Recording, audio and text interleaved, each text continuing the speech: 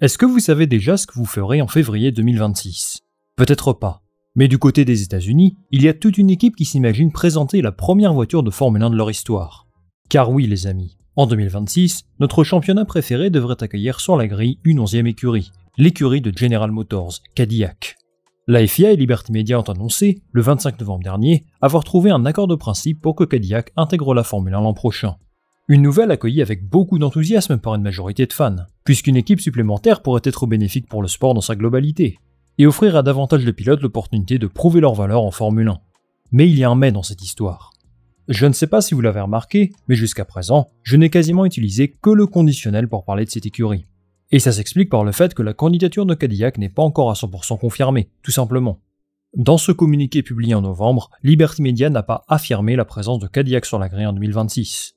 Pour reprendre le passage concerné, ils indiquent que la Formule 1 est ravie de poursuivre le processus de candidature de General Motors et qu'elle communiquera sur l'évolution du dossier en temps voulu. Sauf que depuis, c'est silence radio. Nous sommes donc dans une situation où, à un an du départ de la saison 2026, Cadillac n'est pas assuré de prendre part au championnat, du moins officiellement. Vous avouerez que c'est une situation assez inconfortable, qui peut avoir des répercussions conséquentes sur les négociations avec les sponsors, sur le marché des pilotes ou sur la visibilité du projet.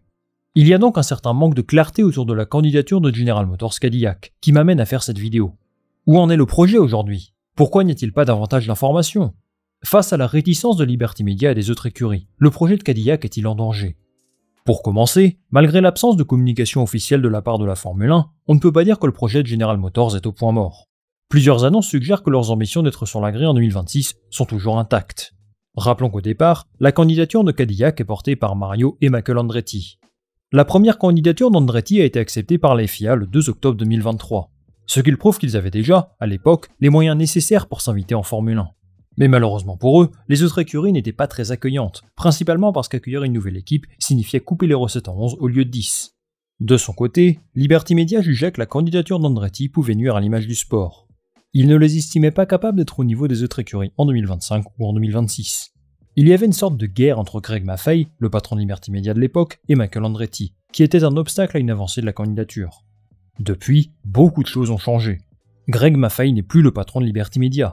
Michael Andretti s'est délibérément retiré du projet, et il a passé la main à son associé et investisseur, Dan Tauris. L'écurie Andretti Global a été vendue à Mark Walter, via sa société TWG Global, qui possède notamment l'équipe de baseball des Dodgers de Los Angeles.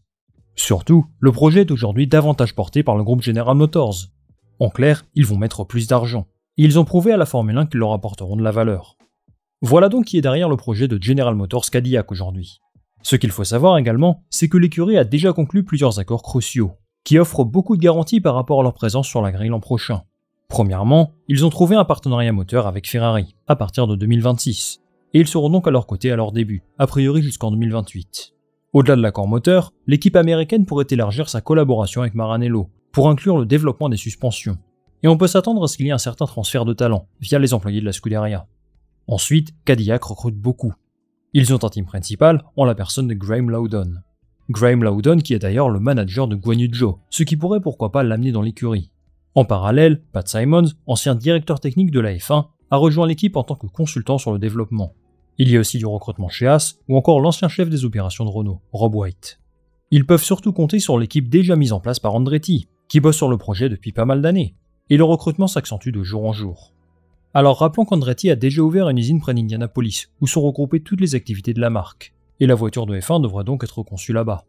En parallèle, une deuxième usine est déjà opérationnelle à Silverstone, et elle devrait servir de relais dans un sport qui est très centré sur l'Europe finalement, en tout cas en termes de développement. Une troisième usine est en projet. Une usine qui aura pour objectif de développer leur propre groupe moteur, qui devrait voir le jour à partir de 2028. Cadillac a déjà commencé à travailler sur son premier groupe moteur de F1, et il prévoit d'investir jusqu'à 150 millions de dollars dans cette nouvelle usine, qui sera située en Caroline du Nord, où General Motors a un centre technologique. La construction de cette usine devrait commencer au premier trimestre de 2025, et sera sans doute finalisée début 2027. Et ils espèrent être une écurie 100% autonome à la fin de la décennie. C'est un gros challenge, mais ça nous montre que les ambitions sont bien présentes. La ville de Concorde, qui accueillera cette usine, s'attend à ce que le projet F1 de Cadillac génère 300 à 350 nouveaux emplois hautement qualifiés. Une preuve, encore une fois, que General Motors n'envisage pas une vie sans Formule 1 désormais. Alors les projets, c'est bien. Mais concrètement, pourquoi Liberty Media tarde tant à officialiser sa participation au championnat en 2026 ? La réponse est à la fois simple et complexe, mais elle peut se résumer en un mot, l'argent. Reprenons. Il y a en Formule 1 ce qu'on appelle des accords Concorde. Et c'est un point essentiel à prendre en compte dans l'analyse. Les accords Concorde définissent, entre autres, la distribution du prize money en F1, c'est-à-dire combien d'argent touche chaque écurie par rapport aux bénéfices dégagés par Liberty Media. Cet accord est secret, personne ne sait qui touche combien. Mais on estime que les écuries touchent un peu plus de 60% des revenus de la F1. Ce qui est intéressant ici, c'est que ces accords prévoient ce qu'on appelle une taxe anti-dilution. L'idée, c'est que toute nouvelle équipe qui rejoint la grille doit payer une sorte d'impôt aux autres écuries pour compenser toute perte de revenus. Car encore une fois, si vous divisez la recette du gâteau en 11 plutôt qu'en 10, c'est évident qu'il y aura une perte conséquente pour tous les acteurs. Les accords actuels définissent cette taxe à hauteur de 200 millions de dollars. Mais ici, il y a un problème. Les accords Concorde actuels ont été signés en 2020, et ils expirent à l'issue de la saison. Il va donc falloir en signer de nouveaux cette année, et les négociations par rapport à la répartition des revenus vont bon train. Entre 2020 et 2025, la valeur du sport a largement augmenté. Liberty Media publie régulièrement ses résultats financiers. Et par exemple, au troisième trimestre 2024, la F1 a démontré une croissance solide à plusieurs niveaux. Les revenus des Grands Prix ont augmenté, ceux des droits médias également. Et surtout, l'attractivité commerciale de la F1 a vraiment passé un cap. Je vous prends par exemple l'énorme contrat de 10 ans signé avec LVMH, mais on pourrait aussi parler de nouveaux partenaires comme Globant, Lenovo, etc. Ce qui résulte de tout ça, c'est que les écuries de F1 poussent pour que cette taxe soit largement revue à la hausse. La BBC affirme que celle-ci serait à hauteur de 450 millions de dollars aujourd'hui, ce qui est donc largement supérieur à ce que prévoient les accords Concorde en vigueur. Ce montant pourrait même encore augmenter. Beaucoup de partenaires de la F1 sont en discussion pour renouveler ou non leurs contrats respectifs. Et si General Motors venait à signer ces nouveaux accords Concorde, ils devront certainement aligner quelques dizaines de millions de dollars supplémentaires. Et c'est un groupe automobile visiblement prêt à mettre beaucoup d'argent. Une entreprise qui estime avoir une santé financière encourageante, et qui sera sans doute prête à s'aligner sur le montant demandé par la F1. Maintenant, jusqu'où ces négociations peuvent-elles aller ? Si les écuries sont trop gourmandes, il y a certainement un risque que tout ça traîne en longueur, et que General Motors décide de se retirer du projet. Au vu des investissements réalisés dernièrement, ce serait une surprise. Mais ce n'est pas bon signe que leur candidature ne soit pas encore officiellement acceptée. Rappelons aussi que sans une enquête judiciaire qui est remontée jusqu'au FBI, je ne suis pas certain à 100% que Liberty Media serait disposé à discuter avec eux. Ça remonte à l'époque Andretti, qui suite au refus initial de leur candidature, a décidé de prendre des mesures judiciaires pour contester la décision de la FOM. Et si le FBI met son nez dans les affaires de Liberty Media, ce n'est pas une très bonne nouvelle en termes d'image. Il y a une dernière chose qui retarde la validation de la candidature. Ce sont les règlements autour des restrictions de développement. Avant le 1er janvier 2025, une écurie officiellement acceptée par la FIA et la FOM n'avait absolument aucune restriction en termes de développement.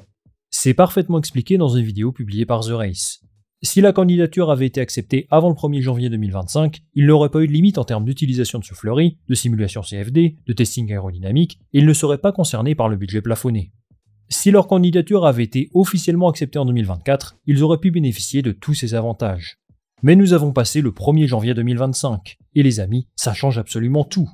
En termes de tests en soufflerie pour le développement de la voiture de 2026, General Motors suit désormais les mêmes règlements que toutes les autres équipes. Alors leur temps en soufflerie reste le plus élevé de la grille, un temps équivalent à celui de Sauber, qui a terminé dernier du championnat l'an dernier. C'est déjà bien, mais ils ont perdu un avantage conséquent. Désormais, ils sont sujets aux mêmes règlements que les autres écuries en termes d'investissement, et aussi de capex. Vous savez, cette règle qui définit combien d'argent une équipe peut mettre sur la table par saison pour améliorer ses infrastructures. Pour des écuries comme Haas, Williams ou Sauber, c'était crucial que General Motors soit traité à la même enseigne, parce qu'ils seront des concurrents directs en piste, au moins les premières années. On comprend donc qu'il y a encore beaucoup d'incertitudes quant au projet de Cadillac. Maintenant que la Formule 1 a officiellement communiqué sa volonté de les intégrer au championnat l'an prochain, il y a quand même peu de doute sur le fait qu'ils ne soient pas sur la grille. La question qui se pose à présent, c'est leur niveau. Est-ce qu'ils seront capables d'être compétitifs d'entrée de jeu, malgré tous ces obstacles sur leur chemin ? Chaque jour passé sans l'approbation définitive de la FIA et de Liberty Media est une perte de temps immense. Une perte de temps qui laisse planer le doute sur leur compétitivité en 2026. Et à ce jeu-là, tout le monde peut être perdant. À la base, la candidature d'Andretti a été refusée exactement pour cette raison, parce qu'ils avaient peur que leur mauvais niveau fasse du mal à l'image de la Formule 1. Malgré tout, General Motors a un point fort. Ils seront la seule écurie à ne pas disputer le championnat du monde cette saison, et à se concentrer pleinement sur l'an prochain. À eux de tirer profit de cet avantage, qui semble tout de même bien minime en comparaison avec l'expérience en piste. Merci les amis d'avoir suivi cette vidéo jusqu'au bout, j'espère que celle-ci vous a plu. J'aimerais avoir votre avis en commentaire sur le projet de General Motors Cadillac. Est-ce que vous êtes inquiet pour eux ? Ou est-ce que vous pensez qu'ils réussiront à être compétitifs l'an prochain ? Dites-moi tout ça et je lirai ça attentivement. Avant de se quitter, bien sûr, pensez à liker cette vidéo, à la partager autour de vous et surtout vous abonner, c'est super important pour le référencement et la visibilité. On va se retrouver très vite pour une nouvelle vidéo. Salut, à la prochaine.